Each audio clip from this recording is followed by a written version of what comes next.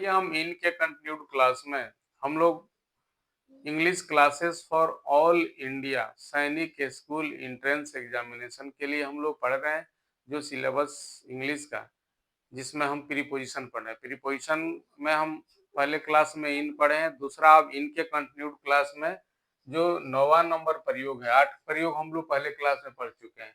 9वां जो प्रयोग हम लोग पढ़ रहे हैं वो क्या पढ़ रहे हैं? पढ़ रहे हैं कि in is used before the name of direction किसी दिशा के नाम के पहले, किसी दिशा के नाम के पहले हम लोग इनका प्रयोग करते हैं। जैसे एग्जाम्पल से हम लोग क्लियर होते जाते हैं स्टूडेंट्स। क्या है कि the sun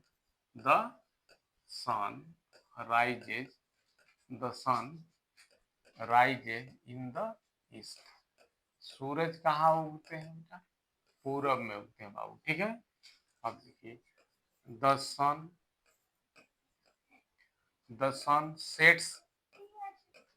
sun sets in the west. सूरज कहाँ डूबते हैं बाबू? तो पश्चिम में डूबते हैं, ठीक है ना। अब आइए देखते हैं कि the sun doesn't rise in the north, ठीक है। यानी सूरज उत्तर में नहीं उगते हैं, ठीक है ना। ये समझ में आ गया। अब देखिए the sun doesn't set in the south. सूरज दक्षिण में नहीं डूबते हैं, ठीक है ना।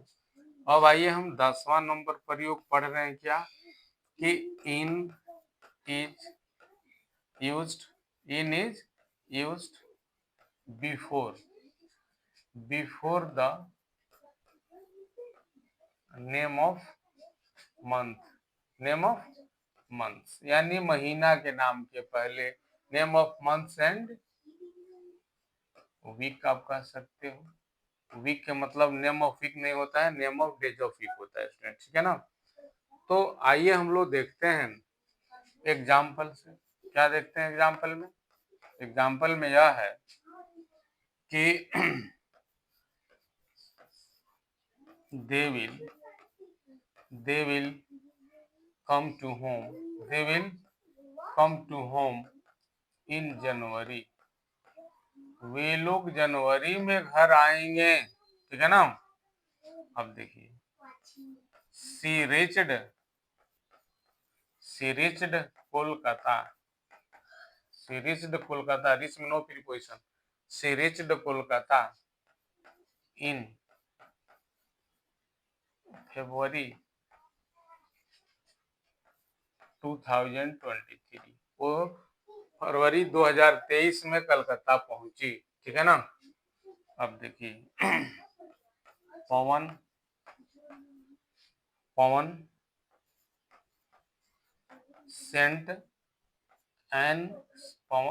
सेंट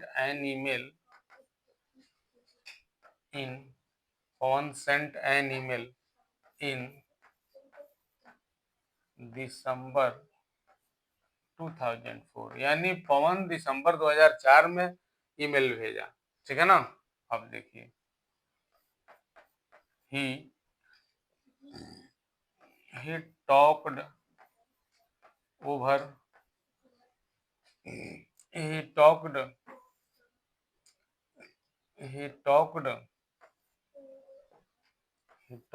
over mobile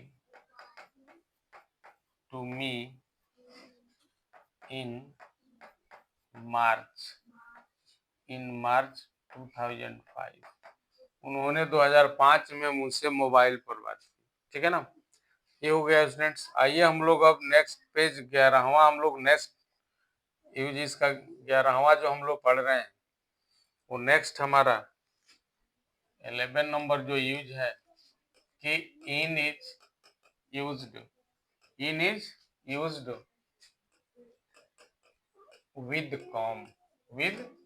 ध्यान देंगे तो इन का प्रयोग छात्र जब हम लोग कम के साथ करते हैं तो देखिए क्या मतलब होता है। अपने निजी साधन से जब हम आते हैं तो इनका प्रयोग करते हैं, और भाड़े के साधन से आते हैं तो हम बाई का प्रयोग करते हैं। आप जानते हैं कि सवारी से पहले बाई लगाते हैं हम। जैसे कह रहे हैं एग्जाम्पल, कह रहे हैं कि केम ही केम इन कार, ही केम इन कार, मतलब कि वह अपने निजी कार से आया, वह निजी कार से आया, ठीक है ना। सी केम, सी केम इन मारुति, यानी वो अपनी निजी मारुति से आई, ठीक है। वही केम बाई बस, तो भाड़े के बस से, केम बाई कार तो भाड़े के कार से आए, तो बाई लग गया तो भाड़े का, इन लग गया तो अपने निजी सवारी से आए, निजी वाहन से आए। स्पष्ट हो गया। आइए हम लोग अब नेक्स्ट जो यूजेज है इसका 12th नंबर, तो 12th नंबर यूजेज हम लोग पढ़ते हैं कि इन का प्रयोग हम लोग कहाँ और किस संदर्भ में करते हैं, ठीक है ना। तो जैसे मान लीजिए कुछ फ्रेजेज हैं, जैसे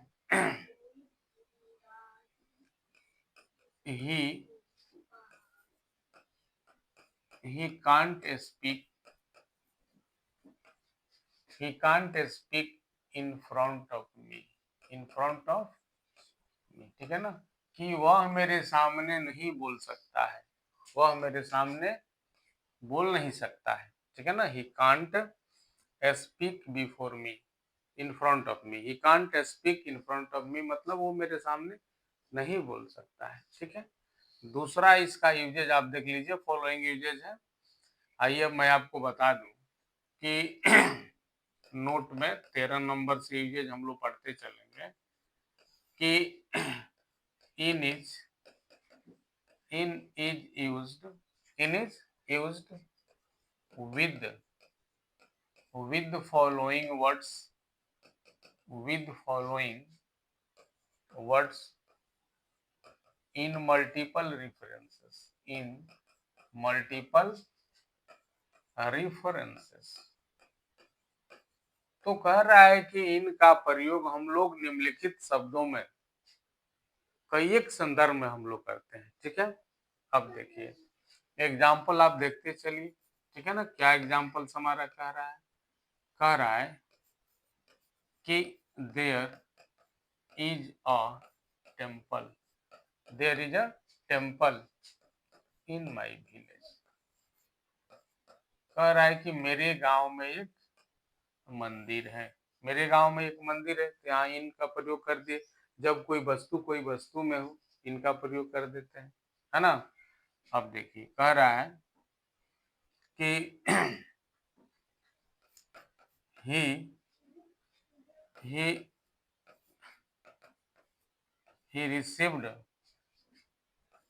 a letter, he received a letter, and in the meantime, in the meantime, in the meantime, he forgot to he forget he forget to pay him। क्या कह रहा है कि उनको एक पत्र मिला, और ठीक उसी समय, इन द मीन टाइम मैंने उसी समय वो उसे पैसे देना भूल गए।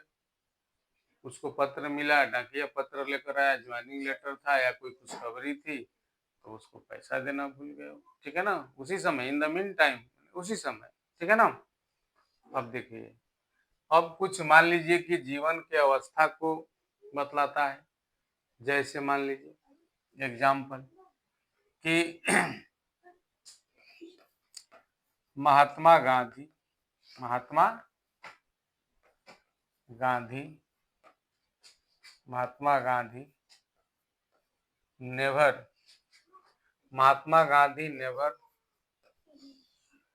टोल्ड, नेवर टोल्ड अ लाई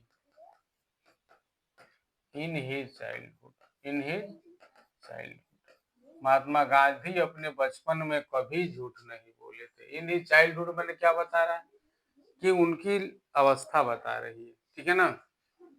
ठीक है, अब देखिए, everyone should, everyone should, everyone should save, everyone should save some money,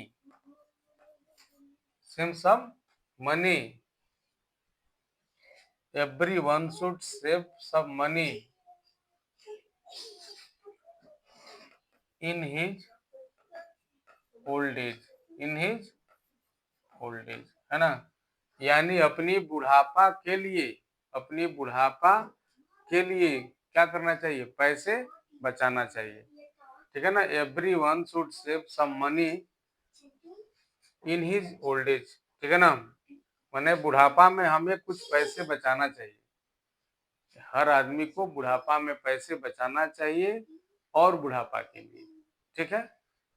अब देखिए, अब कह रहा है कि आप देखिएगा कि सीजन के पहले, सीजन के पहले हम लोग क्या करते हैं, तो इन का प्रयोग करते हैं, ठीक है ना। तो सीजन से पहले जब हम लोग इन का प्रयोग करेंगे तो क्या होगा, होगा कि can you, can you go to, can you go to mart, can you go to mart in rainy season, in rainy season without umbrella, without, without an umbrella, an umbrella, क्या बिना छाता के, क्या बिना छाता के वर्षा ऋतु में आप मार्ट जा सकते हैं, बिग बाजार जा सकते हैं। तो आप ये देख लिए, ठीक है ना। तो स्टूडेंट्स, हम लोग इतना उपयोग हम लोग पढ़े और आगे भी हम लोग इसके कुछ और सारे उपयोग है, बहुत सारे उपयोग है जो हम लोग पढ़ेंगे। तो इस 2 क्लास में हम लोग इतना सवाल पढ़ लिए, यानी सवाल क्या कि मतलब इनका प्रयोग हम लोग किस किस संदर्भ में करते हैं। मुझे लगा छात्रों आप समझे होंगे, आप समझिए, इसका अभ्यास कीजिए